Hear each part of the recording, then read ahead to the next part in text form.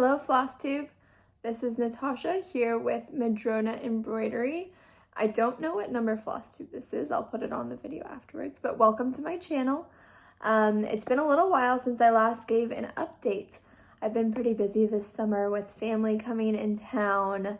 I went on a really cool road trip with my sister from Kentucky to Seattle, and I've also had some tennis elbow come up, unfortunately.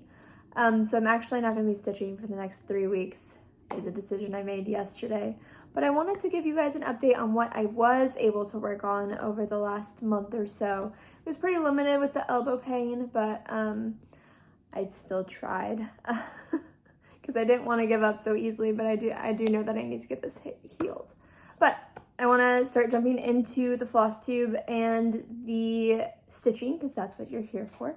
So I'm going to start off by showing you my progress on Arcadian Peony by Avlia Folk Embroidery. I've been working on this for quite some time. I did have a deadline of July, mid-July to finish this. This is where I was last time. I'm not reaching that goal, unfortunately, because of my elbow. But it is a gift from my mom, and I'm just going to give it to her next year. It's not really like she had to have it this year. But I was a little disappointed, but I am happy with where my progress is given that I've been having elbow problems, so this is where I am now. I finally reached where I decided the top of this would be, and I'm starting to work my way over on that border. So I am modifying the original pattern. The original pattern is more of a table runner design. I am doing this as a bread cover, a challah cover for Shabbat nights. So I did 4 of the peonies down on the bottom, and I am just going to basically leave it like this and just do the border across the top here. This is on a 26 count ground cloth. It's an even weave from Greece that Avlia Folk Embroidery has on their website. I love this fabric. And I am using all the called for DMC. I just think these are lovely colors. I showed my mom a bunch of the Avlia designs, and she said this was one of the ones she liked. I don't know if I would have originally picked it, but I really like this color pattern. I've really enjoyed stitching it. It's been one of my favorites to stitch so far, actually. I'm learning more about what I like to stitch. But isn't it pretty? I am really looking forward to finishing this. This is going to make the 3-week break I'm taking difficult, but hopefully my elbow will all heal so I can actually stitch without pain. That would be nice. Or without pain the next day. So that's where I am with Arcadian Peony. I'm just going to show it one more time because I am so excited to have reached the top and to get an idea of what the final product will look like. It's just so pretty. So I brought that on my road trip. I was planning to finish it on my road trip, but I didn't want to, as my elbow started to hurt more, I was like, I don't want to injure it. So I have taken a break from it, but I've done a little bit of stitching here and there. The other thing I worked on this summer is I used Avlia Folk Embroidery's Folk Flourish kit to do a design on a couple little bags. So these are just some cotton tote bags, small ones from Amazon. And I have done a little design on the front. These were originally going to be for a gathering one of the ladies at my church was having. She's doing a farmer's market style swap. It's not actually farmer's market. We're not selling anything. But we each brought a bunch of items and basically got to take other people's items at the gathering. It was really fun. I ended up having to bring tea because my elbow was not going to allow me to make many of these. I did 2 of these and I was like, ugh, I need a break. So I did, this is from her Garden Folk Flourish kit. You really just take a little piece of the fabric she provides. She provides quite a few different even weaves and linens. I have some scraps from some other projects, so I just based it on here and then stitch the design over the top and then remove the threads, very similar to waste canvas. I've learned that for these guys, these designs look pretty small. I'd probably want to do a bigger one, but I was trying to make a bunch of them when I originally first started. The Trader Joe's style bags where they have the bands and like a pocket makes this stand out more. So if you do get like a blank thing like this, you might want to do a bigger design on it. The other one I did didn't turn out as well. I'm not quite sure why, but it's this one. Let me get a little closer to the camera. I don't know if it'll quite go in focus. Maybe that's good enough. I don't know why he didn't quite turn out.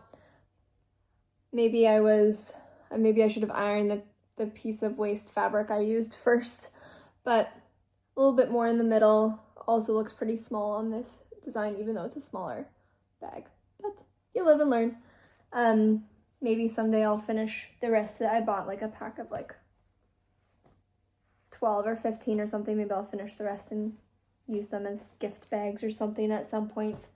So I was able to do that, and that's really all I've been able to do with cross stitch. I did slightly introduce one of my younger sisters to cross stitch, and she was able to finish one of the Avlia Folk bookmark, not the whole kit, but one of the bookmarks. I'm really proud of her, and she's actually going to go back and complete this pattern. So I did do, well, I didn't do more cross stitch, but I did do something cross stitch related, and I put this guy in a frame. So this is the Florina pattern from Avlia Folk Embroidery.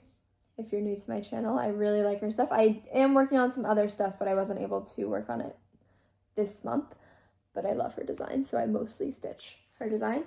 But this is on a 28 count linen, just DMC linen, and this is using the called for DMC for that pattern.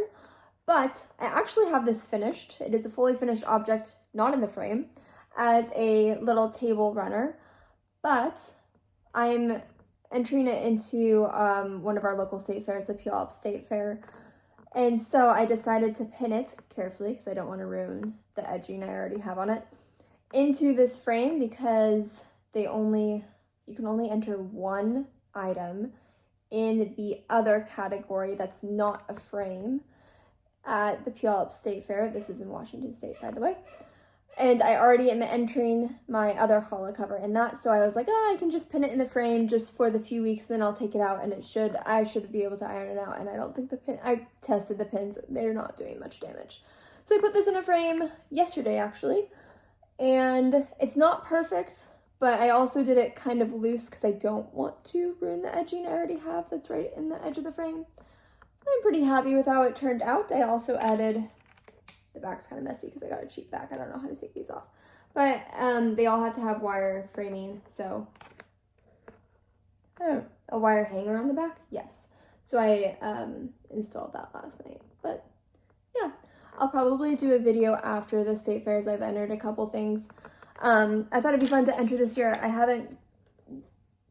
Since I was a kid, I haven't really looked at like the collections or the contest areas, and I wanted to go and check them out this year. I was like, oh, why not just enter a few things for fun, see what it's like. So that's what I'm gonna do. I'll do an update video on that after the fair season. So that's probably the video I'll do next month, since I'm taking a break from stitching, although I'm sure I'll stitch a little bit.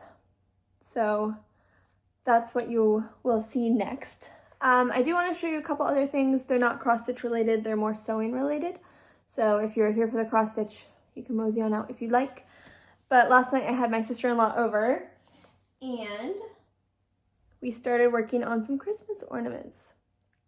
Now, not all of this is sewn in place, but this is a Santa I was working on. We went to the Sew Expo also at the Puyallup Fair, fairgrounds in the Seattle area, and she bought a kit to make these cute little felt Santas. Mine is not done. He doesn't have eyes. I've really only sewn this hat and his face on, but I cut out all the pieces last night. I sewed the edging here, learning some more about other kinds of stitching besides cross stitch, and yeah, this should be a little fun guy. I'm gonna wait to finish him until we have another craft night. I have another craft night with my sister-in-law because she's working on one too. So something besides cross stitch, but I think this guy will turn out nice. I'll show you guys what he looks like when I'm done with him. We started doing the Christmas ornaments pretty early because my sister-in-law hasn't sewn much, so it's like a new thing for her, and as we know, it's best to start with Christmas things early. Otherwise they might not be done for Christmas. And then I just want to show you guys one other thing that my sister-in-law actually bought for me back at the Sew Expo. I think it was in February, but she forgot to give it to me. And that she gave me this lovely book, How to Embroider Texture and Pattern. I've done embroidery in the past, some little kits here and there. That's kind of how I started out in textile arts. And I just thought this was a really pretty book. I might start one of these projects here. There's a really pretty one. Let me see if I could just flip to it real quick. This one is stunning of Mount Rainier. Mount Rainier is a big mountain we have that's visible from a lot of the greater Seattle area. If you're local, you'll hear people say, oh, the mountain's out today, and that just means you can see the mountain, because sometimes it's cloudy or rainy and you can't quite see that far, or it's hazy lately with the wildfires. But I think this is a beautiful pattern, so you might see this at some points. Someday I will do a Flosstube that's not cross-stitch themed, where I show all my old embroidery kits. I did a lot of embroidery kits from, I believe the designer's name is Tamar. I don't know her full name, but when I do that Flosstube, you'll see more of that. Apologies, my phone has apparently run out of storage, so I need to go back and delete some old videos. But all I was gonna say is thank you for watching. This is short and sweet in my regular style of Flosstube, especially since I didn't work on as many things this month. But thank you for watching. I hope you stay tuned next month for updates I have about the fairs. I entered in 2 state fairs, the Monroe one and the Puyallup one. And yeah, have a lovely end of summer. Fall is right around the corner, and I'm really looking forward to watching all of your guys' Flosstubes with all the fall themed stuff.